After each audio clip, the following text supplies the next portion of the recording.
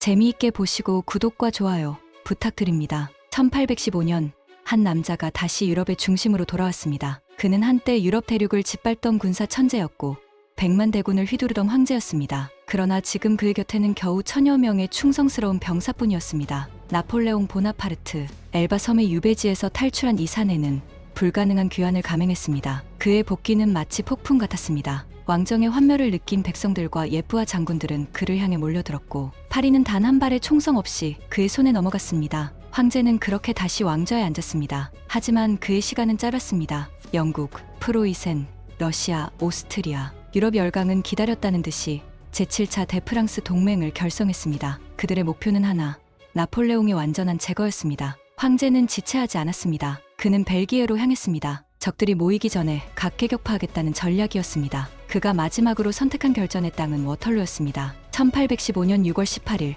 워털루는 이른 아침부터 흙비가 내렸습니다. 전날 밤부터 내린 비로 땅은 질척였고 포병은 움직일 수 없었습니다. 나폴레옹은 공격을 미루며 하늘을 원망했지만 이미 승부는 그 지연에서 기울고 있었습니다. 그가 상대할 첫 인물은 영국의 웰링턴 장군, 보수적이고 조심스러우며 끝까지 버티는 전술로 유명한 인물이었습니다. 웰링턴은 능수능란하게 방어선을 짰고 프랑스군은 그의 전열 앞에서 고전했습니다. 황제는 총공격을 명령했습니다. 프랑스 기병이 돌진했고 보병이 밀어붙였습니다. 하지만 영국군은 네모 진영을 유지하며 흔들리지 않았습니다. 기병은 갈 곳을 잃고 쓰러졌고 보병은 진흙 속에서 발이 묶였습니다. 그 사이 또 하나의 변수가 다가오고 있었습니다. 동쪽에서 프로이센에 불리어 장군이 이끄는 군대가 접근하고 있었습니다. 그들은 지쳐 있었지만 워털루로 향하는 발걸음을 멈추지 않았습니다. 나폴레옹은 이를 눈치챘고 일부 병력을 돌려 그들을 막으려 했지만 역부족이었습니다. 오후가 깊어지자 황제는 비장의 카드를 꺼냅니다. 한 번도 패배한 적 없는 최정예 부대,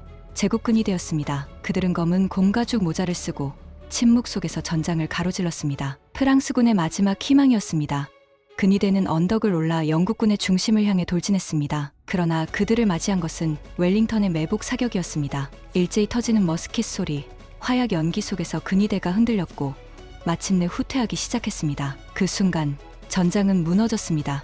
근위대가 물러난다. 그 외침이 퍼지자 프랑스군은 혼란에 빠졌습니다. 차기는 땅에 떨어졌고 병사들은 도망치기 시작했습니다. 황제는 말없이 전장을 떠났습니다. 그의 눈앞에서 제국은 무너졌고 영광은 부서졌습니다. 이제 더 이상 돌이킬 수 없다는 것을 그는 누구보다 잘 알고 있었습니다. 며칠 뒤 그는 스스로 영국군에 항복합니다. 그러나 그의 운명은 가혹했습니다. 이번에는 대서양 한가운데의 외딴 섬 세인트 헬레나로 보내졌습니다. 그곳에서 그는 철저히 고립된 채 여생을 보내야 했습니다. 그는 다시 돌아오지 않았습니다. 1821년 쓸쓸히 생을 마감한 그의 마지막 말은 프랑스 군대 조제핀이었습니다. 그의 인생은 마치 절정의 드라마 같았습니다. 거칠고 치열했던 전장의 영웅이자 민심의 지지를 받았던 황제. 하지만 결국 한날씨와 한전장에서 인류사의 가장 유명한 패배자로 기억되게 된 것입니다. 역사는 승자의 기록이라지만 이 전투에서 진 나폴레옹은 승자보다 더 강렬하게 기억되고 있습니다.